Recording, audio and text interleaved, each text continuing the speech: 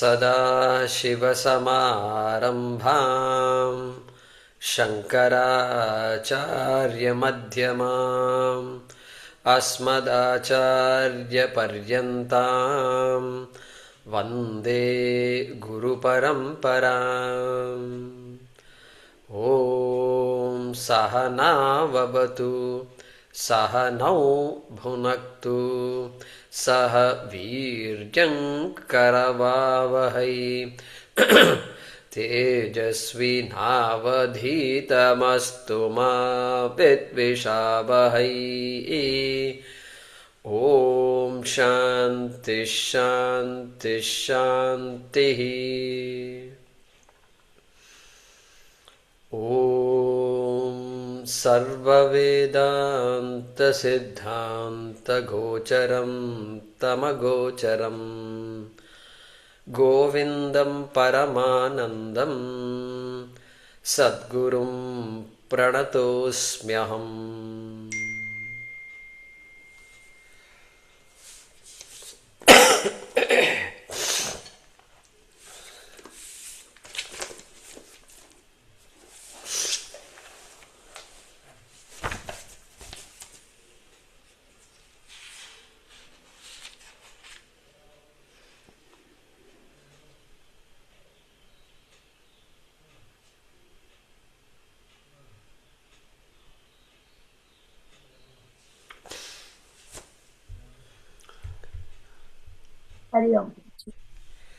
Okay, let us chant from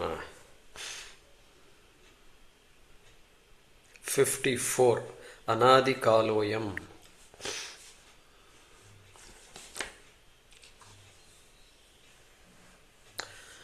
Anadikaloyamaham swabhavaha.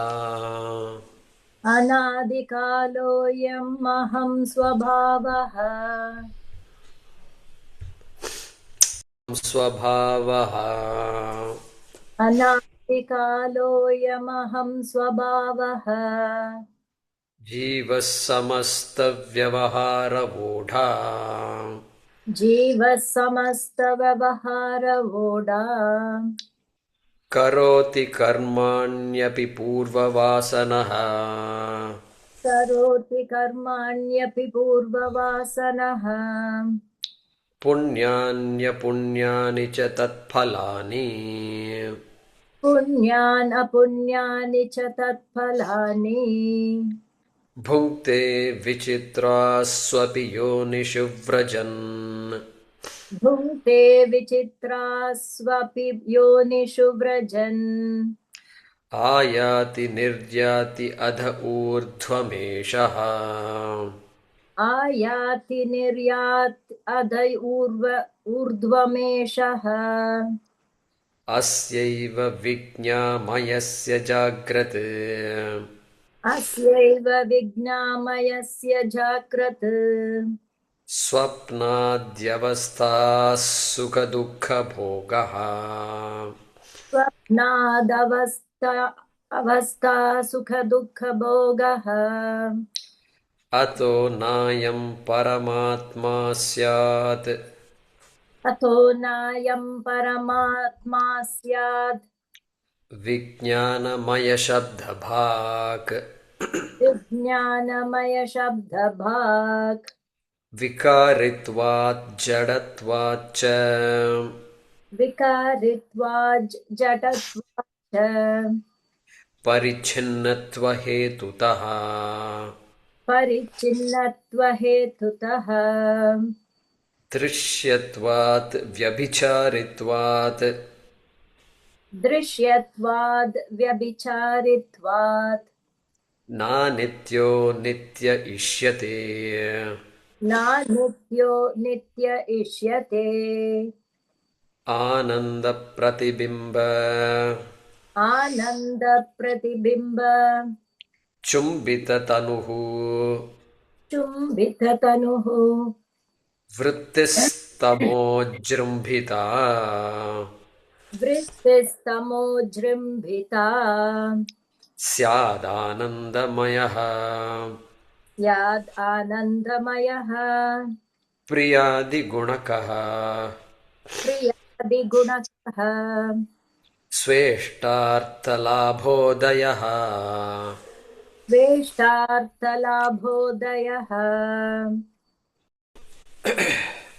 puṇyasyānubhave puṇyasyānubhave vibhāti vibhāti kṛtināmānandarūpaḥ svayaṃ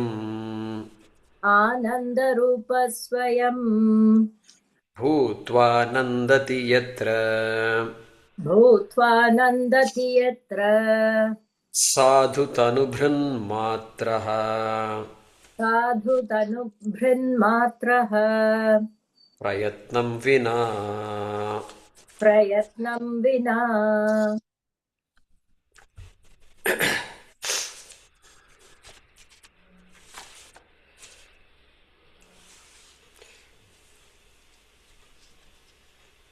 So we completed the last class the discussion on vijnānamaya, and that vijnānamaya is now characterized as the karta, as the ahankara. So we were asking the questions long ago, who is ahankara, etc. So that idea was mentioned, and he also used the word jivaha, if I remember right, somewhere the word jivaha comes. So Shankara is choosing to use the word jivaha for vijnānamaya kosha.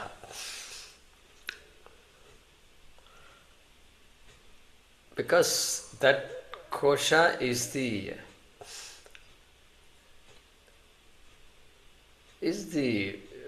deciding faculty. The deciding faculty is often the most respected, and that entity is supposed to know what is to be done, what is desired. Everything is there in the hands of the vijnānamaya kosha. So that idea was given, and also said that in 56, being a kosha, it cannot be the atma. That is the methodology that Shankaracharya has been following all along. And so, having said that,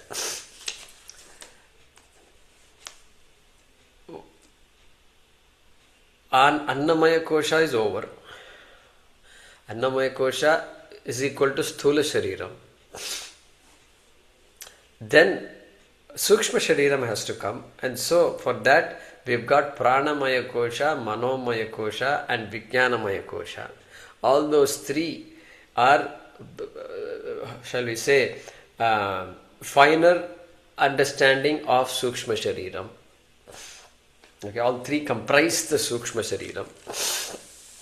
And now we are coming to what is called kāraṇa Shariram. And here in this Kosha language, the word to be used is ānandamayaḥ. So in this shloka, the word ānandamaya is there in the middle of the first half, okay, or in the second word in the second quarter. syādānandamayaḥ. So that word you can underline, ānandamayaḥ. So as usual, as we can expect, Shankaracharya is explaining to us what is this ānandamayaḥ. So this becomes an important topic for us, for anybody, for us for sure, because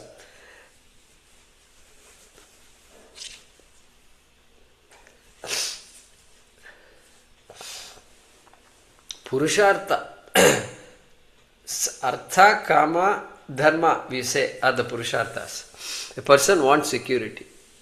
But if you ask, why do you want security? Why don't you just be insecure for some time? If you say, no, I am not happy being insecure and I am happy being secure, therefore I want security. This is the answer, obviously. And so, this Ānanda is there behind all these purūṣarthas. Ānanda is there.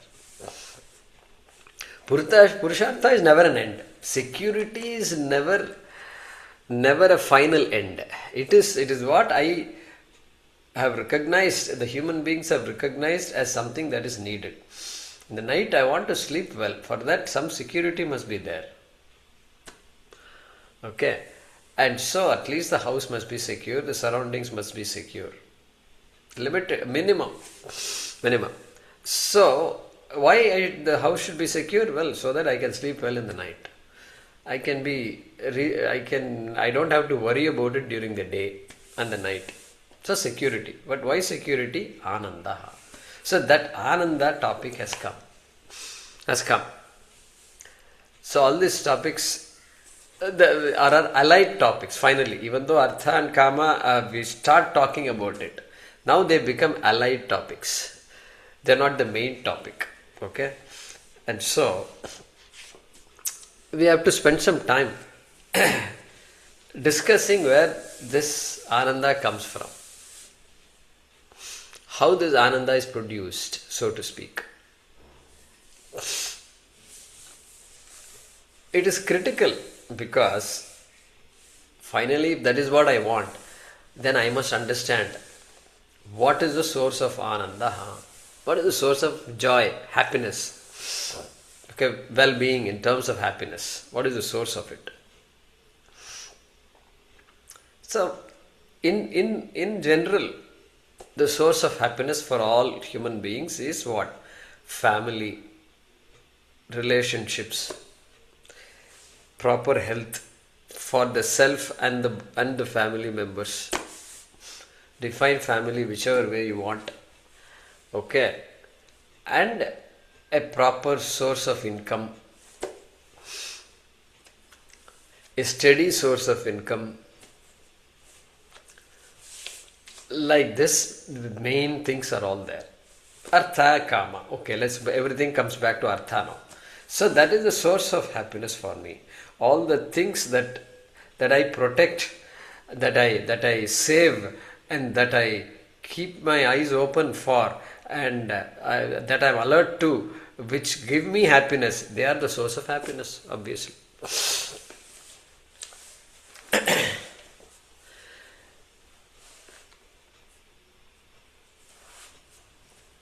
Suppose we say, my vehicle is a source of happiness. Because if I don't have my vehicle, I'm stuck, and I can't move, I lose mobility, and everything. Mobility is gone means finished. You can't, there is no, public transport. You have to go kilometers, walk kilometers before you can get public transport. So it's just not a viable option for many. For many, that is the only option, public transportation. For many, the vehicle is critical. So vehicle gives me joy. Vehicle gives me joy. But the vehicle also gives me sadness periodically. When it says so then you begin to, thrice you try, then again fourth, fifth, sixth, seventh time it doesn't even make that sound. Then what? That same vehicle, which was a source of joy, now it becomes a source of sorrow.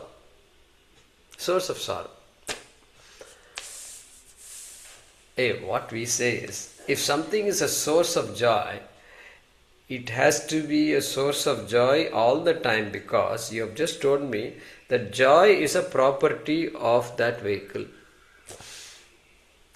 Happiness is a property of the vehicle.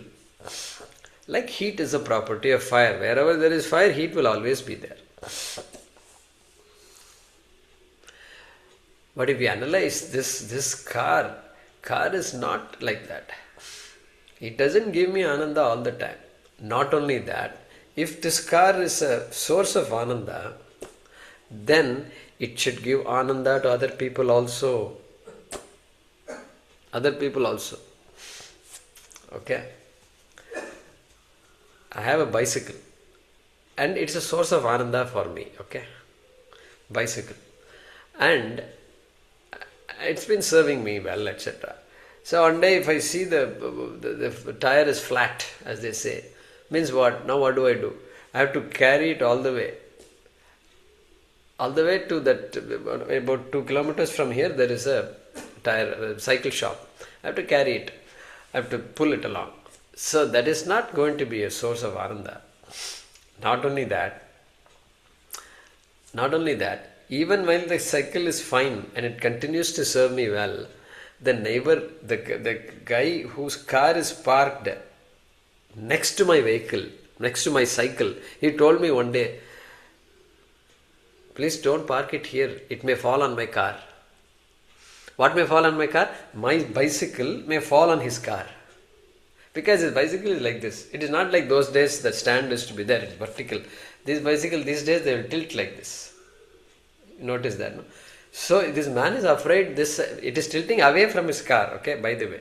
But still he is afraid that the cycle is going to fall on his car. So tell me, the same cycle is a source of Ānanda for me. The same cycle is a source of dukkham for the neighbor, correct? He told me that. Then I thought about it. I said, no, that's not right. I can't simply ignore his plea. I said, don't worry. And it won't fall. Because the bicycle, see, I don't know how far I want to go. So I have a moped, a TVS is there, and then a cycle is also there next to each other. And then I put this thing on it. What is it called? A bedsheet like thing surrounding this thing, tied up. So now, even if there is a wind, the bicycle can't move. So after that, he has not told me anything. Even before it was like that, but somehow I think he had to have that conversation. And so then he's okay with that.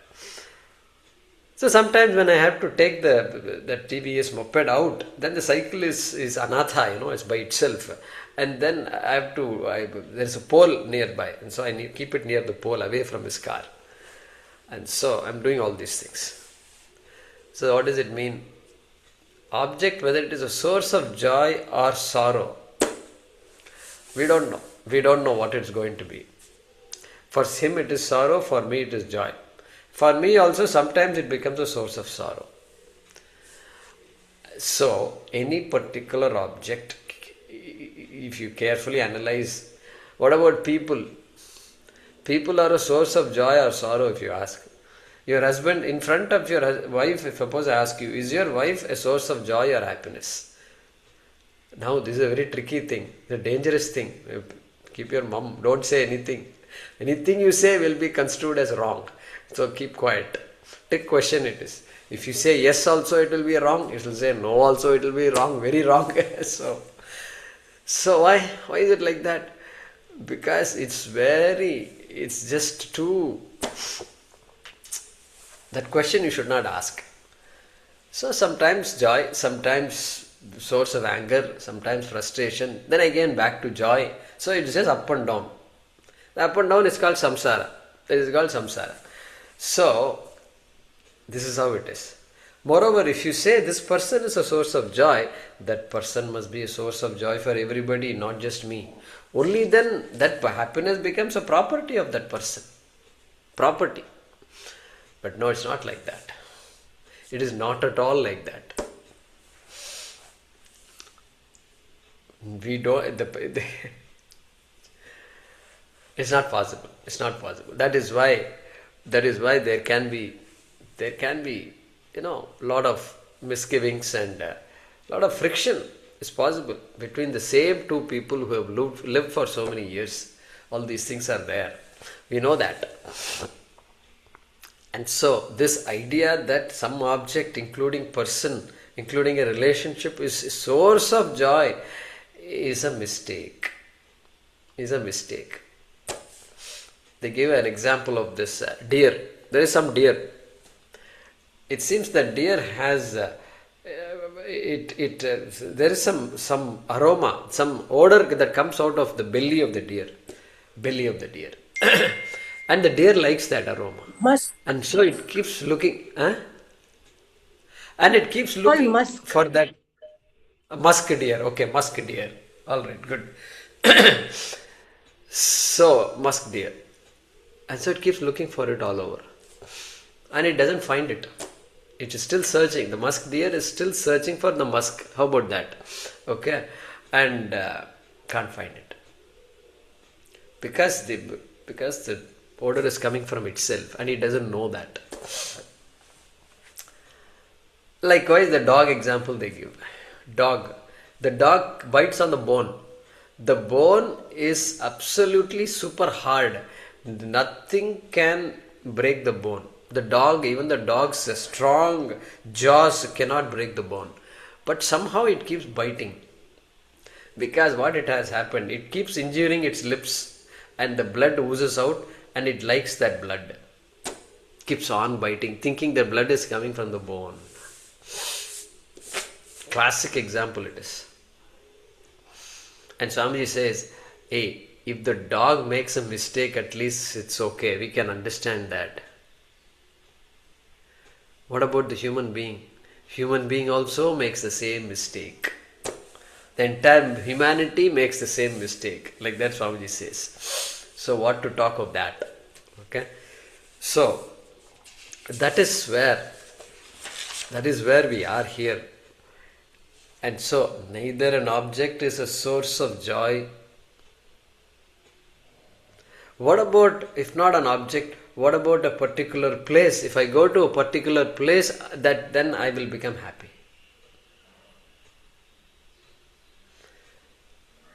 Okay, that also is a bit iffy. Because if such a place existed, all of us would be living in that place. And our religions have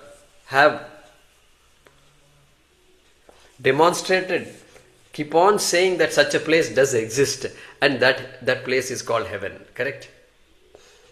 So we have already concluded that such a place does not exist here. It doesn't exist. So place doesn't exist, at least in this life it doesn't exist. I'm out of luck. What about time? We forgot time. Maybe there is a particular time of the day, that I don't know. That if that were there, that particular time I would have been happy. Every day at that time we will all be looking forward to. Such a time does not exist. Once a year is it? Once a month? Once a week? Maybe once in 10 years? Something like that? No. Such a time does not exist. Otherwise, we would have put it in the calendar. Why? Because that time is important for us. Maximum we can say this deep sleep. It's not a particular time really, because I can sleep even in Vedanta classes. The best time to sleep. It gives a lot of joy. I told you one example. One of my students said, Jaykumarji's classes are very refreshing. Until I realized what he meant. It took me a while to understand what he meant. Because after a nap, nothing can refresh you like a nap. Aha. So, this, no particular time. Because that night time can be a scary time also. For the person who does not get to sleep, it can be an anxious moment. Will I get some sleep? Will I sleep tonight? Concern. That's why you need medicines for it. So it's very, when you think about all these things, it's a bit scary. And scary means what? It's good, it's an analysis. Scary means it questions our understanding of Ānanda. And so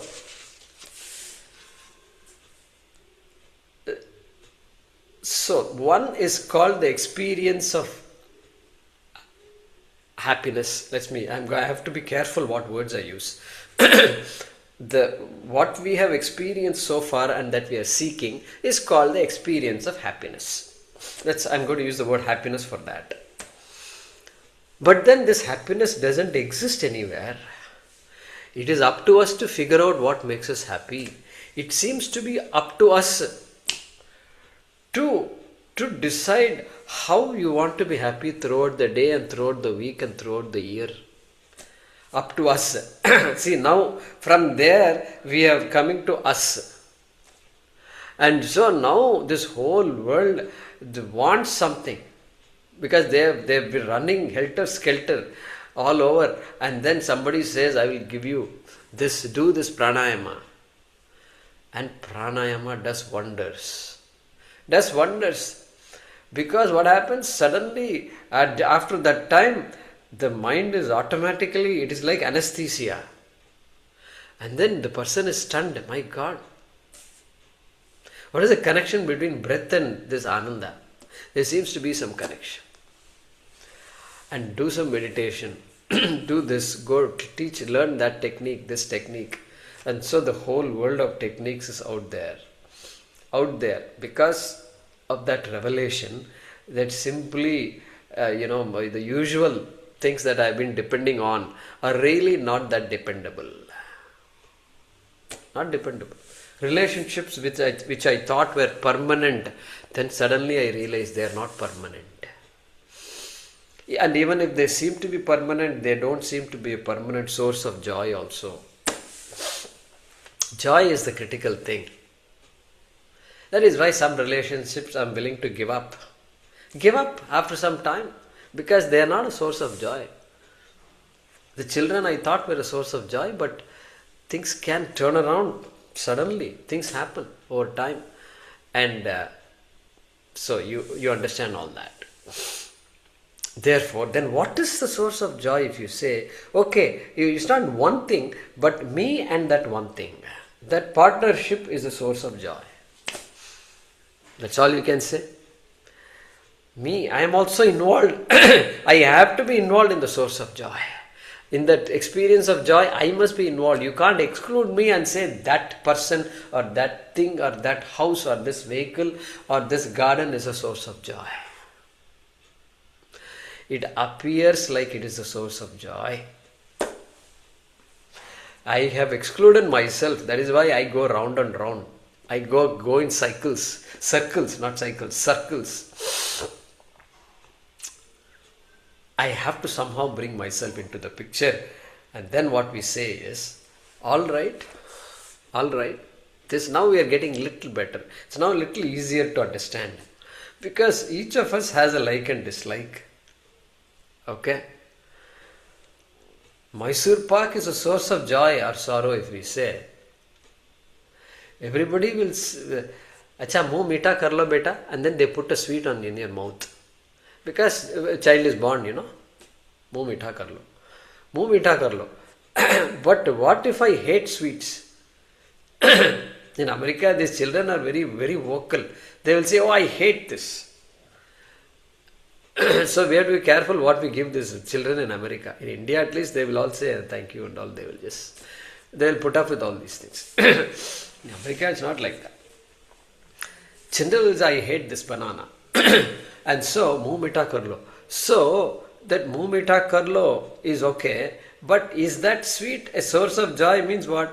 It is a source of joy only for those who have the sweet tooth. For others it is not. Especially for the guy who has high sugar 400, fasting 200, high sugar, and the doctor said if you are not careful we may have to, it's going to be tough.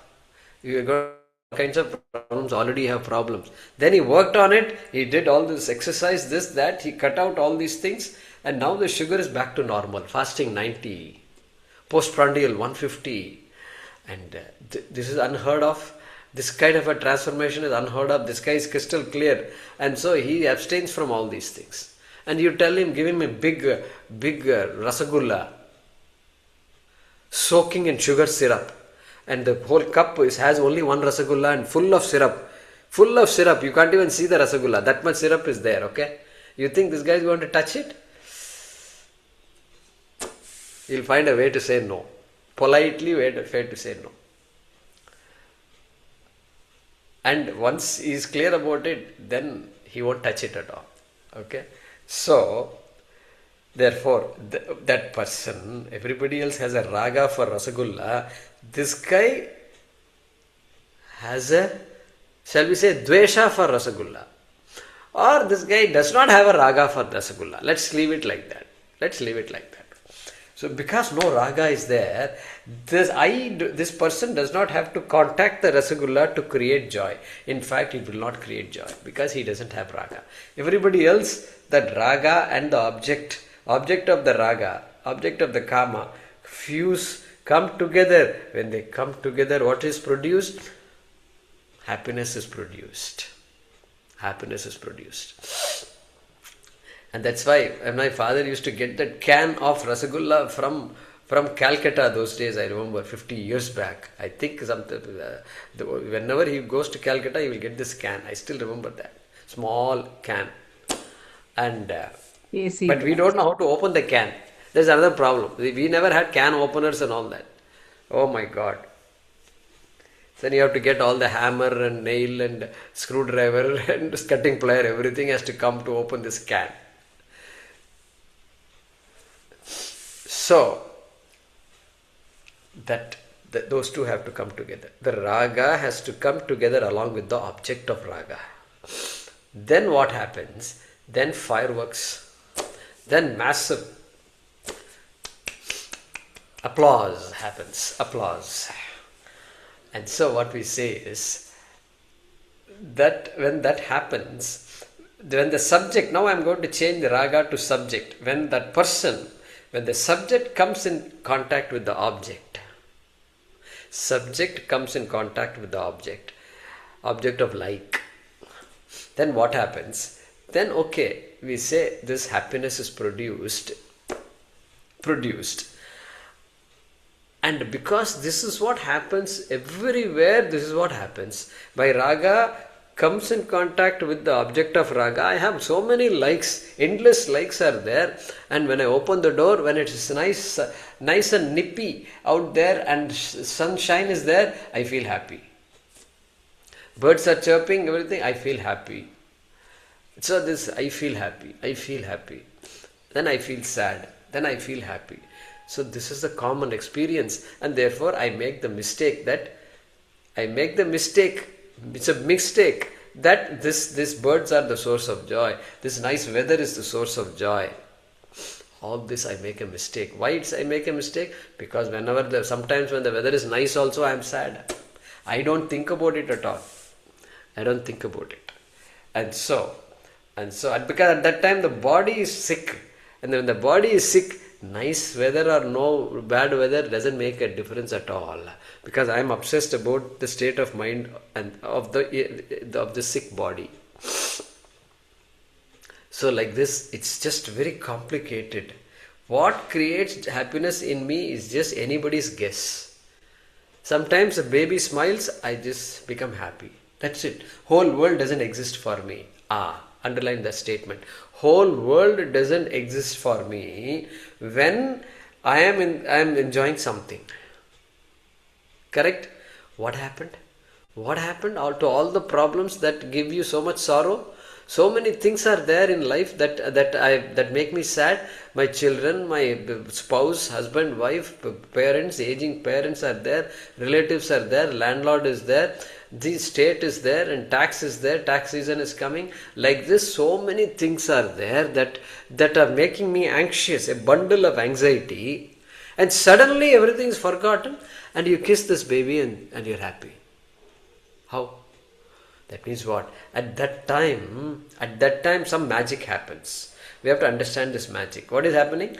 At that time, this anxious person who wants so many things to be different, who wants magically the tax forms to be filled up, and who wants magically all the relationships to become great overnight, that big list is waiting, and suddenly it is as though all problems are solved, because there is a baby in front, and that baby makes you forget all problems. It seems I can't forget the problems. There is no chance. For problems are never going to go away.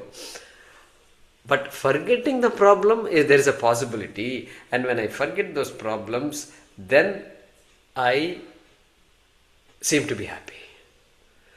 That is why this alcohol, all these things are important in a person's life. They become important. Why? What does alcohol do? Temporarily just makes that person dull. Brain activity is reduced. Okay? And the person apparently forgets all his issues with family and things like that. all the debts that are accumulating, forgotten. And so that's how these people here in our state, they just feed these people alcohol. And they need the more alcohol, more debt, more alcohol. So it's a vicious cycle. It just goes on and on. Why? That is needed now. And that does the job. Does the job. Drugs. Not only it creates that sense of well-being, creates that sense of well-being. You know what the drugs do? See, through our family, through our life, etc., on a day-to-day basis, we want to be contented. We make our life contented. And the more disciplined we are, the more contented we become. That experience also we have. Therefore, we increase that discipline in our life slowly. We bring that discipline in. And the more disciplined the person, then the more contented the person becomes also. Why? Without doing anything much, how come this guy is contented? That is because something magic there also. Without anything, how this guy is happy? With some limited things, why happy? Because raga, that I is a big source, big part of this chemistry, that raga object chemistry, subject-object chemistry, that guy has figured out. But really speaking, what happens is that subject and object, when they come together like this, they fuse and they become one. They become indistinguishable. Please make a note of that. Subject and object, Dvaita is there all the time. Subject object is there all the time. I am different from the Rasagula, I am different from my spouse, I am different from my children, I am different from everything I am experiencing. And therefore I am experiencing that, this, etc. I am experiencing a great house that I have. I am the experiencer, I am the subject, I am the kingpin here. Okay. And when in a period of experience, when that Rasagula is tasted, what happens? Until then, I am different from the Rasagulla. I am observing the Rasagulla until it goes into the tongue. And once it touches the tongue, and I close my eyes also at the same time. Why I close my eyes? Subject, object is disappearing. It has disappeared. It is now disappearing, disappeared. There is no more I and Rasagulla. There is not even an awareness that I am enjoying Rasagulla. That whole... It is a ball of Ānanda. It is just a ball of Ānanda. Only after I wake up from this experience, I open my eyes, I say, my God, what magic you have done. How did you make this Rasagulla? I have not had this kind of Rasagulla. All that happens afterwards, after I wake up, after Dvaita comes. Until then it is Advaita. Briefly there is Advaita. There is no subject, no object. The whole world doesn't exist for me during that time. Doesn't exist. Doesn't exist means there is no awareness of anything. There is only just Ānanda, pure Ānanda is there. Who gave me that Ānanda? That is the $1 million question. That is the $1 million question. We will say, there is only one source of Ānanda, which is Atma. There is only one source of Ānanda. In fact, Atma is Ānanda incarnate. The entire Atma is just floating like Rasagulla. It's all Ānanda only. Ānanda syrup it is. That can be the only source of Ānanda. That is the only thing that can explain why somebody can just give up all their possessions overnight and still be happy. To find such a man is such a hard thing in today's life, but you find such a man or woman, and how is it possible? With something little they survive. It's still mind-boggling. That one data point is enough for me to prove that Ānanda is there inside me, quote unquote inside me. Correct? And so that key thing happens. Subject object just fuse. Fuse to become one. One means what? Is it all subject or all object? No. It is just one. Advaita. Neither subject nor object. To say there is an object, subject has to be there. How can you just say subject alone exists, there is no object? Subject depends on object, object depends on subject. Put differently, the status of the subject depends on the status of an object, and the status of object depends on status of subject. Compared to the subject, that is the object. Compared to the object, I am the subject. Relative. I told you that day. Relative. There is no husband-wife. There is no absolute husband at all. Husband exists because wife exists. Wife exists because husband exists. Or husbandness exists because wifeness is understood. Wifeness is understood because husbandness is understood. These two understandings go together. You take one, the other one will go away. Very, very profound, all these things our acharyas have figured out. So, therefore, I am going to say that experiential Ānanda, we can call it Sukham, because I want to reserve the word Ānanda for Atmananda, which doesn't depend on anything, which is the nature of Atma. I want to reserve that word Ānanda. For this experience of happiness, we can use the word Sukham also, because Sukha Dukkhe Same Kritva, Krishna has said there. So I have the license to use the word Sukham for the coming and going kind of happiness. Sukham, and let's use. Okay. Sometimes our Panchadashikara, Vidyaranya Muni and all will say viṣayānanda. They use the same Ānanda, but this is viṣayānanda. Atma is aviṣayānanda, Atmananda, Swarupananda. Like that they use words. That is just for your information. No Swamiji will be called viṣayānanda. Take a look. Google for the word viṣayānanda. I want to see what happens. Just an idea. I doubt it. I really doubt it. An ashram that names their Swami viṣayānanda, I don't know. It's very risky. You can go out and visit the ashram, but don't stay there. I doubt it. No, it's not possible. It doesn't exist. Nobody will do that. And so, what we say is, this Ānanda, that is my nature. Really speaking, it is my nature. Means Atma's nature. Body is not body's nature. Body's nature is not Ānanda and all. Body is body. It just leads its own life. It doesn't complain nothing. I am the guy who's obsessed about my body. Okay, my health, etc. Okay, this Ānanda that is there, what happens? The Ānanda now, which is part of the Atma, it is now reflecting. They use the word reflecting. Reflects in the mind. Reflects in the mind. And reflects in the kāraṇa sarīra also. When we were talking about sthula shariram, annamaya kosha, the word Ānanda didn't come anywhere. It is the gross body, all the bones, blood, all this. Shankara gave a big list of things that is called sthula shariram, if you recall. There is no word Ānanda there. Pranamaya, no Ānanda was talked about. Vijnānamaya, he says, Sukha Dukkha Bhokta, somewhere we saw. Sukha Dukkha Bhokta. So the experience of happiness slowly started coming there. That Sukha and Dukkha will be there.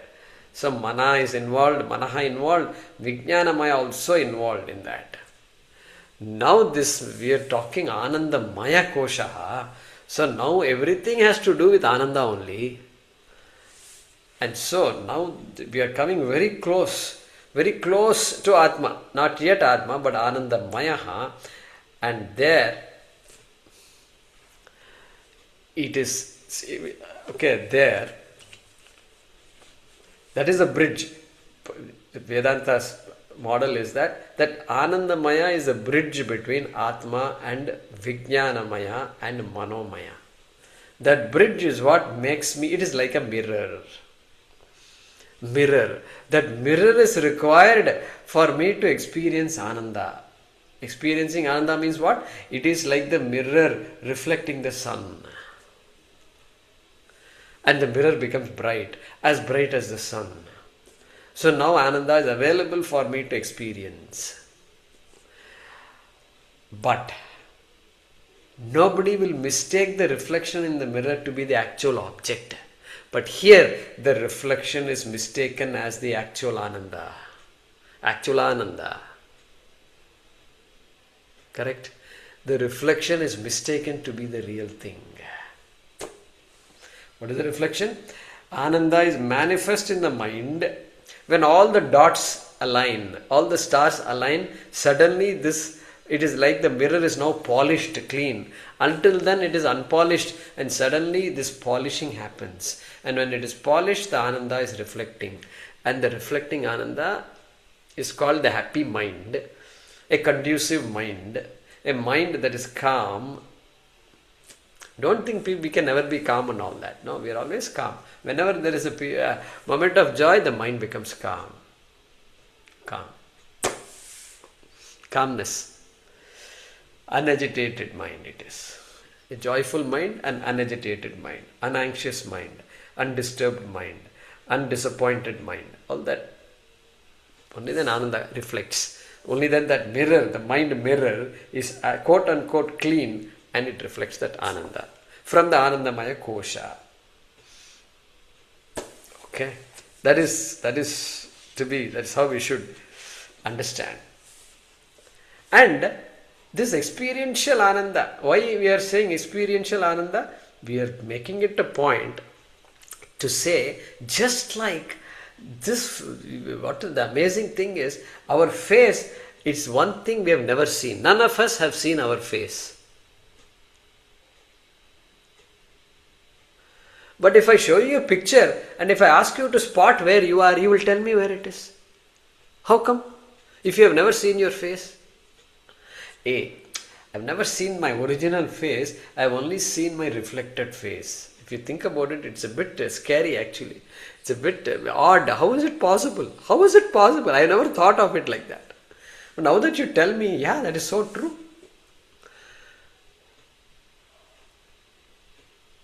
And you can even say, oh, no, this is touched up. This is not my real face. Somebody has done Photoshop on it. You can even say that because you know your face so well. But nobody can say, nobody will say, the face in the mirror is the original face. No, this is the original face which is reflected in the mirror. And you can only experience the reflected face. You can never experience the original face. If I say, is that acceptable to you? You're all constantly experiencing only the reflected face. Ananda also, same situation. I'm constantly experiencing the reflected Ananda, viṣayānanda, which is reflected. Never the original Ananda, Atmananda. Never. Never. And that is why this human being is just an Ananda hunter. Ananda hunter, happiness hunter, sukha. That person is constantly hunting for the sukha. Until somebody tells him, you just relax first. Sit down first. Learn to sit down. Do you know how to sit down? Yeah, I know how to sit down. Do you know how to sit for 1 minute? Yeah, I know how to sit for 1 minute. Do you know how to sit for 5 minutes? And then slowly the guy realizes that, there is something to be said about just being calm. Why being calm is good? Being calm is good because that calm is like the cleaning up the mirror, and that mirror begins to reflect Ananda. That is why they say that original Ananda is called bimbānanda. There is a technical word in Sanskrit, bimbānanda. Just to make this point, it's called bimbānanda, and this reflected Ananda in the mind is called pratibimbananda. Pratibimba, in Hindi also they use the word pratibimba, it's a reflection. Usimh ka pratibimba, the story of the rabbit and that lion. Lion took the reflection to be the real lion. The lion took the pratibimba to be bimba. And there's a movie called Simba. I don't know what's all going on out there. Simha. There's no connection between Bimba and Simba, okay? But still. So, Bimbānanda is there, Pratibimbānanda is there. This revelation is very important for us, very important. And so you know what our people do? You know why all drugs and all this, why it works? You know, it fools the mind. It fools the mind. It simulates what happens in the mind when there is real joy. When you look at a baby's face and then hug the baby like this, the joy you have, they figured out something. This is what science is good at. They figured out what happens in the brain when during such a situation. Something has to happen. The brain should have produced some hormone, some protein, something should have produced. And they figured out all these things called dopamine. And then they call it dopamine, and then serotonin. Yeah, this is it. Serotonin, oxytocin. Oh my God, they have figured out all these things. And so the drug, that particular, whatever you call it, coke, it produces, there's a rush of serotonins. Ecstasy. Why people get hooked to ecstasy? Ecstasy is the name of a drug, by the way. And then you have ecstasy. What happens? How can, my question is this, how can something like that just create so much happiness in the mind? How is it possible? Is happiness so easily created? People are struggling to be happy, and this guy just takes one thing and then he becomes happy. What it does is, it triggers that brain chemistry, that pleasure pathway, and then there is a rush of serotonins in the mind. And the mind thinks, my God, it's time to be happy. It's time to be happy. It doesn't know why I'm happy and all. It just wants to be happy. And so that happy sensation it creates. Serotonins, dopamines. So the defenses are all subdued. Anxiety is subdued. Love just seems to just blossom during that time. They say things like, I feel like I want to hug the whole world. Everybody is my friend. All these feelings you get during that time. Okay? Simulated. It is cheating the brain. Then why not keep on doing it? It's so great. You can't keep on doing it because the serotonin is also a particular chemical that is produced, and guess what? There will be a shortage of serotonin if you keep on producing it, and the body can't produce it anymore. That is why after having ecstasy, there is a period when the fellow can't handle himself. It could be depression. It can end up being depression because now I can't handle myself. Shortage of serotonin. Even the basic serotonin that is needed to enjoy a joke is not being produced by the body. And so the body can't handle that situation. So they have all these words in the medical field, and low and something is there. And Man becomes turtle. Man becomes turtle. So this is what happens. That whole science is that they have figured out what happens when you're happy. In the brain, what happens. Not kāraṇa, sarīra and all. They don't care about kāraṇa, sarīra. Withdrawal symptoms. Withdrawal symptoms are there. Big hangover is there. And that is what happens. So that serotonin that is required has to be produced by the body only, by the brain only. It seems that's how it is. Why not inject serotonin directly? I don't know. This thought occurred to me. But whatever, these drugs trigger the production of serotonins. They say chocolate makes people happy or not. The general feeling is that chocolate makes people happy. Let's say that. And you know why it makes people happy? Same thing. First, okay, it produces dopamine. When you take chocolate, it produces a chemical called dopamine. Dopamine also is attributed to dopamine. They attribute all these things like the sense of well-being and so forth. Dopamine.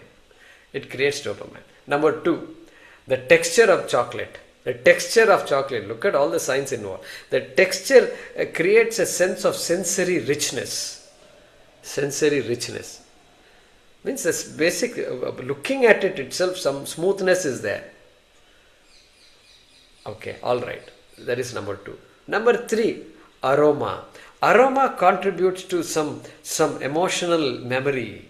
That memory, the emotion, it creates an emotion of well-being, and it creates that memory, it seems. Next, they add some fat also in here. Fat prolongs the sensation of well-being. And then they add some stimulants also, like coffee into this chocolate. And guess what? It creates alertness. Because you don't want to go to sleep when you're happy, You have to experience happiness, for which you have to be awake. And so this alertness is also there. They say chocolate is therefore the perfect storm. Perfect storm means what? Nothing activates so many pleasure pathways. Pleasure pathways. Like chocolate. I mean, other things also are there. But chocolate. Nobody says chocolate is a drug. But it does the things that drugs do. So they're simulating. So there, what is Ānanda? Okay, raga, our idea is still the same thing. Raga is there, object of raga is there, they fuse. That's all we want to understand. For this chemical analysis is not that useful in Vedanta. It can be useful, it is not, it helps the process, but finally what we are looking at, it is the source of Ānanda. Where is it coming from? Fortunately, Atma, the Swarupa of Atma is Ānanda. Okay? Swarupa of Atma. And so, the Ānandamaya kosha. Yeah, I've written some notes here. Yeah, I think we covered all this. Yeah.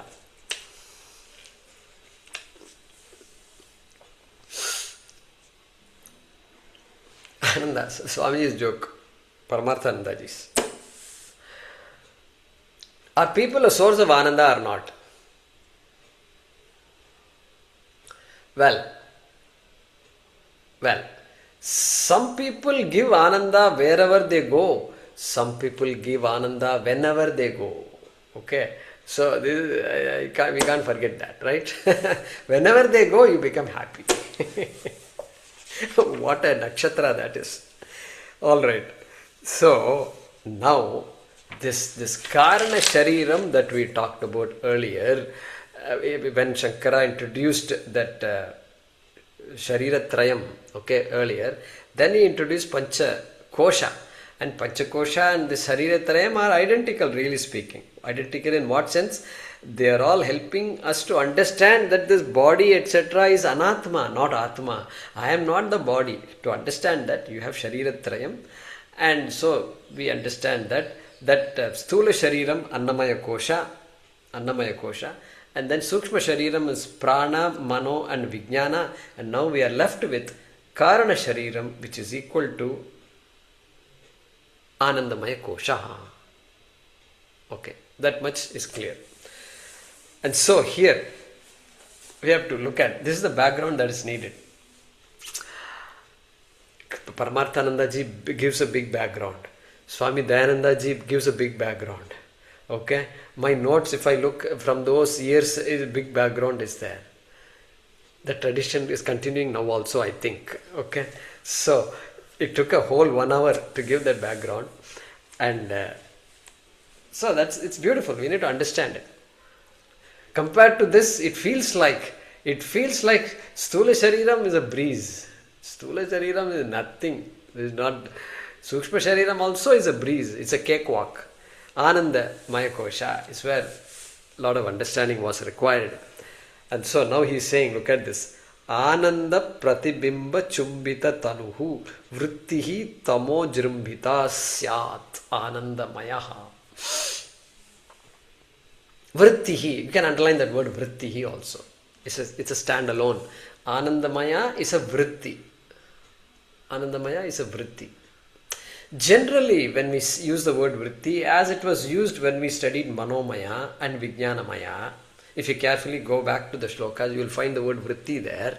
What is a vritti? A vritti is a thought. That's all. Vritti is not complicated. It's a thought. It's a thought. If I show you this, suddenly something happened in your mind. And that is called vritti. A pot thought happened. Guruji is showing a pot. That's it. That thought is a vritti. The pot is seems to be the mud color. Okay. All that is a vritti. Everything happened in a flash just like that. Vritti. Vritti means thought. Or sometimes they say thought modification. They say thought modification because a thought is not stuck in the mind. It keeps changing. Because the thoughts are constantly changing, you are able to follow what I am speaking. Because every word is creating vritti. Every sentence is creating a vritti. And every few minutes you are able to understand some concept. And that is a vritti. Thank God the mind is constantly changing. Constantly changing because that's how it must be. Otherwise you look at a tree and then you look here also and your sun is coming and you are looking at a tree still. Tree vritti is there. Sun vritti has not come yet. It's going to take a while for the sun vritti to come. Thank God it's not like that. When somebody comes, you immediately recognize the person. So that's how the mind should work. So generally the word vritti is used for that thought in the context of the mind or the buddhi generally. But here when discussing this kāraṇa shariram ānandamaya kosha, also the word vritti is coming. This vritti is the kāraṇa sharira vritti. kāraṇa sharira vritti. Not the sukshma sharira buddhi vritti. Not the sukshma sharira mano vritti. Okay. It's not a thought vritti. Okay. What kind of vritti it is? Tamo jrumbita. Tamo jrumbita. Jrumbita means Chandrasekhara Bharati Mahaswamiji says Janita, born of. Janyaha, born of. It is born of tamas. It's a vritti which is born of tamas. It is Ānanda, okay? Ānandamayaḥ. It is saturated with Ānanda. Ānandamaya is saturation. And it's also a kosha, no doubt. Once I put kosha, it's like a costume that I am wearing. Ānandamaya is also like a costume. Like a costume because I made a mistake. I am making a mistake. That experiential Ānanda is the real I. And it is not the real I. Why? Because the real I, the real face can never be seen. Like that, the real I can never be seen. If the face itself can't be seen, what to talk about? What to talk about the I, the Paramatma, the Atma? Okay, and therefore here, tamo jrumbita, this particular vritti, okay, called the kāraṇa sharira vritti, is created from tamas, is born of tamas. Tamas means ajnanam. Swamiji says, Chandrasekhara Bharati Mahaswami, tamasa avidyaya jrumbita janita avidya parinami rupa. Parinama rupa. So, that tamas is in play here. Even though sattva is involved. In the joy of Shastram is sattvam. If you go to the chapter, I think it is the 17th chapter, I think. Shraddhatraya Vibhaga Yoga and all Gunatraya Vibhaga Yoga. If you look, he will tell you what is Sattvika Jnanam, what is Sattvika. So many different things here. Dhriti, Sattvika Dhriti, Tamasika Dhriti, Rajasika Dhriti and all he said. So Sattva is what is praised in all those shlokas. Here he says this Ānanda is created by tamas. Tamas means avidya. Avidya. Okay, we'll have to explore more on this. That's what he's saying here. And that tamo jrumbita, ānandamayaḥ, is what? We'll look at the other one. Sveṣṭārthalābhodayaḥ. Last word of the first half. Last word of the second quarter. sveṣṭārthalābhodayaḥ. Sva, ishta, labha, artha, udayaḥ. I think that's how it is. Artha, labha, udayaḥ. It's very simple. Udayaḥ, uday, utpatti, utpannaha. That which has just been born, just got created, just got produced. Produced. What was produced? Labha. Labha. Something that, some profit. Labha. Some gain. I gained something. There was a birth of gain. Okay? Gain was produced. Gain of what? Artha labha. Okay, gain of some artha. Some artha is an object. Object is produced. The labha of an artha is produced. The gain of an object is produced. What kind of object is it? It is sva-ishta labha. Sva-ishta artha. Means what? That's what I said. Raga. Sva-ishta artha. The object of my desire. Sva-ishta. Self-desire. Whatever I desire for, when I gain it, when I gain that thing, when I experience that thing, when that thing is there right in front of me, when I say I am successful, when I say I wanted to cook and the food has come out even better than what I expected, then what happens? Svaṣṭārthalābhodayaḥ. He wanted it to be good. Better than good is better than the sveṣṭā. Okay? Nobody complains when things are better. And so svaṣṭārthalābhodayaḥ. That ānandamayaḥ is produced, is expressed. Better to say expressed. Ānandamayaḥ expresses itself when I gain what I want. When I gain what I desire. That is what he's saying. That's very clear here. sveṣṭārthalābhodayaḥ. And he is giving another adjective. It's called priyādiguṇakaḥ. Priyādiguṇakaḥ. That Ānandamayaḥ has a guna. If you want me to explain what the guna is, it is priyādi. That is what Shankara is saying. Priyādi. It has the attributes called priyam, etc. It's another nice technical word. Priyam generally means what you like. What you hate also is part of a priyam only. But he uses the word priyam because in Taittiriya Upanishad, Anyōntara ātmānandamayaḥ tenaisha pūrṇah savāyesha purūṣa vidayeva tasya purūṣa vidatāṃ. Anyōntara ātmā ānandamayaḥ. Why? No, wait, don't think you are vijñānamaya, Atma is vijñānamaya. No, we started right from there. Anyōntara ātmā prāṇamayaḥ. So, Annamaya, no, Annamaya is there, it's a costume, it's not the real Atma. Then what? Pranamaya is the Atma. No, Pranamaya is not the Atma. Manomaya is the Atma. No, Manomaya is not the Atma. Anyōntara Atma Vijñānamayaḥ. There's another Atma called Vijñānamaya. No, Vijñānamaya is not the Atma. Anyōntara Atma Nandamayaḥ. Tasya Purusha Vidatāṃ. Anvayam Purusha Vidaha. Tasya Priyameva Shiraha. Taittiriya Upanishad uses the word Priyam when describing this Ānandamaya. Shankara is saying that same thing. So he says, in the Upanishad it says, imagine this Ānanda to be a bird. Imagine the Ānandamaya to be a bird.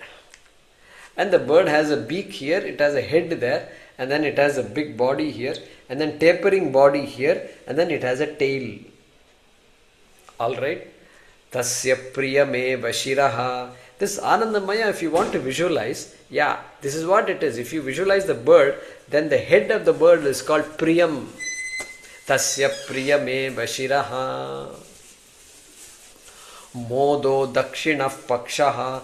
Then this wide part of the body is called modaha. Then the tapering part of the body is called tasya modo dakshina pakshaha pramodo uttara pakshaha. Uttara paksha, that part is called pramodaha. Priyam is happy. Moda is happier. Pramoda is happiest. Happiest moment, because it is now 7:31 in my clock. So now the class is over. And pramod, both pramod hai. Okay. So we will continue this discussion in the next class.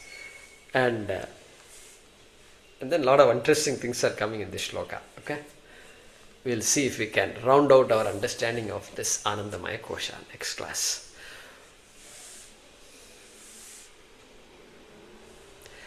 Āpadāmapahartāram dātāram sarvasampadām lokabhiramam shriramam bhūyo bhūyo namāmyaham kāle varshatu parjanyah prithivī sasyashālinī deshoyam kshobharahitah sajjanās santu nirbhayāः.